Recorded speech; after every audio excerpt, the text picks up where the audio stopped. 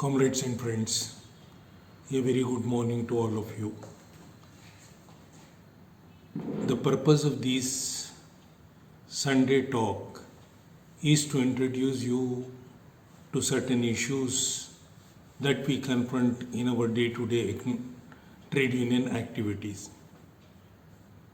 with the understanding that you will make a detailed study to have a proper understanding of the subject.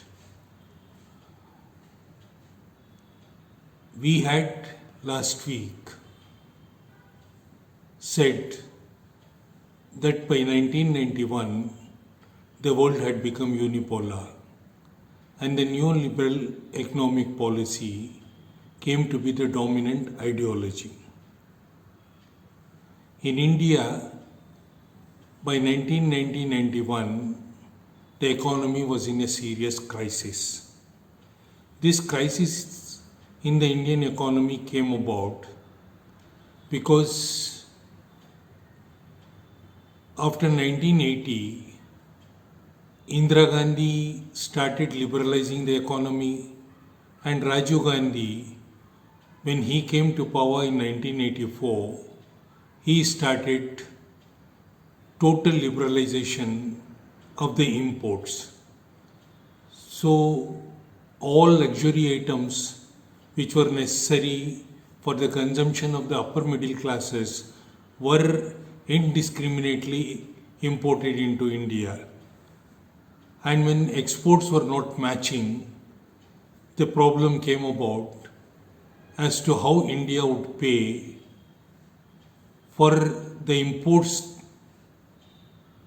that it is taking, and therefore the balance of payment crisis came about. Now, by July 1991, Manmohan Singh became the finance minister of this country under the leadership of P.V. Narasimha Rao, who was the prime minister. They said that we need to borrow from the Bretton Woods institutions, the IMF and the World Bank, to tide over the economic crisis. This India had to do by pledging 67 tons of gold to secure a loan of $2.2 billion US. And this loan came along with the conditionalities. And at that particular time, the IMF and the World Bank were imposing conditionalities on all the nations which were going to seek for the short-term loans in the name of structural adjustment program. And India also had to accept those conditionalities. The main focus of those conditionalities was that India must contain its fiscal deficit. That would mean that the available resources for the infrastructure development, for the industrialization of the country is going to come under severe stress and strain. The second condition that they imposed was that the government of India must cut down its spending on social sector. And even subsidies, including on the food subsidies, had to be eliminated or drastically reduced. And along with these conditions, the IMF and the World Bank also said that India must open up its economy for trade and commerce. The free flow of foreign capital should be allowed, and the multinational corporations should be given all the support to establish their production centers or to take over the existing capacities in India. Fourthly, they also said that India must liberalize its financial sector. The banking institutions had to be reformed, the insurance sector has to be reformed, and the market, the stock market also has to be reformed. And these conditionalities were accepted by India. And one other important suggestion of the IMF and the World Bank was that the economy can grow, the economy can prosper when you give incentive to the rich and the corporate sector.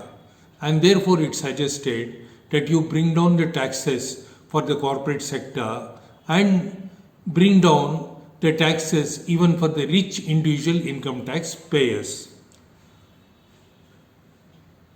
Along with this, IMF was also very clear that there is rigidity in labor law in India and therefore labor laws have to be reformed.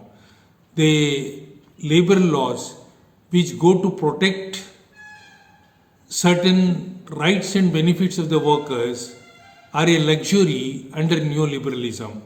And most importantly, the permanency of jobs, the guarantee of job, that is when a public sector employee joins a institution or a person joins the government services, he can be retired only at a stipulated age according to the regulations. So IMF said that when there is no incentive to produce more, there is no incentive to develop efficiency, then this permanency of employment, the permanency of jobs will act as a deterrent for the economic growth and it should be abolished. And it suggested contractualization of the labor and casualization of the labor. And we have seen that Prime Minister Narasimha Rao and Manmohan Singh as the Finance Minister implemented these policies. And they tried to bring about various legislations to align the Indian economic policy to the neoliberal economic thought. The government set up the committees like Narasimhan Committee to suggest reforms in the banking institutions, and it also set up the committee in the insurance like R.N. Malhotra Committee to suggest reforms in the insurance sector. And this way the economy was run under P.V. Narasimha Rao and Manmohan Singh. And one important fact is that the successive governments after the Narasimha Rao and Manmohan Singh government, they adopted the same policies. They remained loyal to the same policies, and we see that after 30 years of liberalization, after 30 years of neoliberal economic policy, India has become one of the most unequal society in the world. Now, the government claims that Indian economy grew faster than any other economy, and today the size of the economy is between 2.5 trillion US dollars to 3 trillion US dollars. But the question is that growth is not everything. We need to assess whether this growth has delivered social justice, whether this growth has improved the life standards of the people, whether this growth has created jobs which are dignified, the jobs which are in the formal sector. But we find that after 30 years of the implementation of this neoliberal economic policy, nothing of this sort has happened, and Indian society has become the most unequal, and it is estimated that Russia is the most unequal society, and after Russia, India ranks a dubious second in that respect. Now, when we look at the last 1 year itself, we find that the number of Indian billionaires have grown from 102 US dollar billionaires. India today has got 140 US dollar billionaires. At the same time, more than 100 million Indians have been pushed below the poverty level, and the Oxfam has estimated that 1% of the top Indian population today control more than 60% of the national wealth.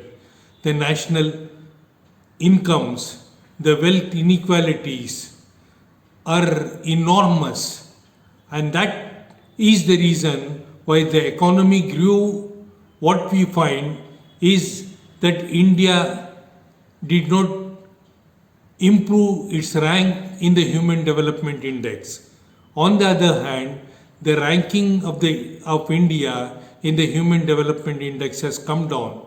The ranking of India has become serious as far as the World Hunger Index is concerned, and the agencies, the forums which have devised this World Hunger Index have said that India is in a serious situation as far as hunger is concerned, as far as malnutrition is concerned.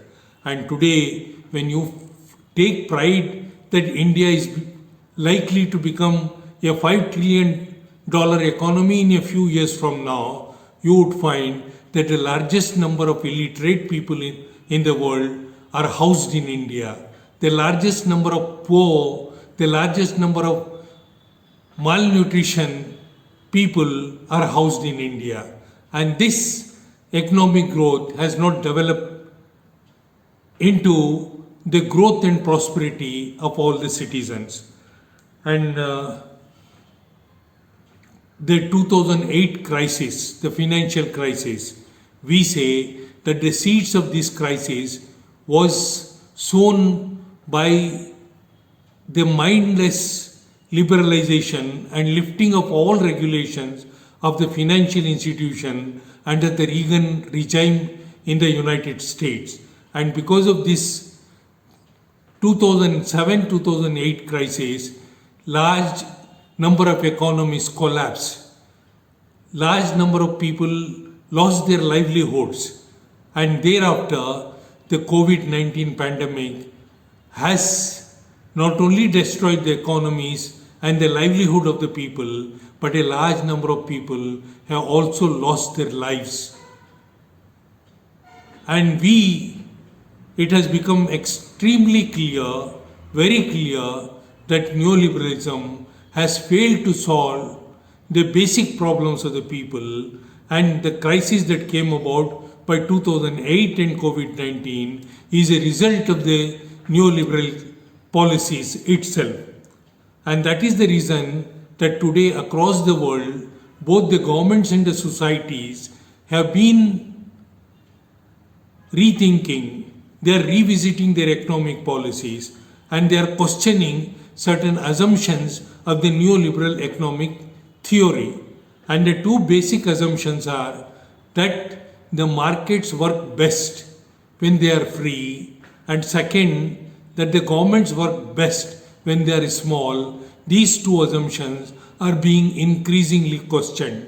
And across the world, including in the industrialized countries, Europe and America, the government has resorted to fiscal policies, and the government is spending heavily. More than $4 trillion have been spent during the COVID period to create a situation where economies can be saved and the jobs and the livelihoods of the people can be saved, and some relief can be given to the vast number of people impacted by this COVID crisis. But unfortunately in India, our government under Prime Minister Modi has remained faithful to the neoliberal economic policy, and they are continuing those policies with a kind of aggression that was never seen before. All public sector institutions are being privatized, and there is a serious attack on the social security of the working people. The permanency of jobs have been attacked, and the Prime Minister claims that India, no development took place between 1947 and 2014, as if the life started in India only in 2014. Only after he assumed power and the BJP came to power in 2014 that certain developments took place. But today economy is in a serious crisis. Who is responsible for this crisis?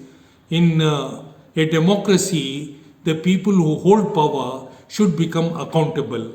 And taking a leaf out of what the Prime Minister has said, today unfortunately a film actor has said that India gained independence only in 2014, and what came as independence in 1947 is only a bheek or a charity. It is a most shameful thing to have been said that, but it comes because of the political understanding, because of the ideological understanding. How India oriented its economic policy after independence, how the public sector developed, how the public sector gave a semblance of self-reliance to Indian economy, and what benefits it brought about, and why the Indian economy faltered, because it did not, Indian ruling class did not attack the feudal system. It allowed the feudal agricultural relations, the land relations to remain as it is, that the crisis developed. This we will study in the next class.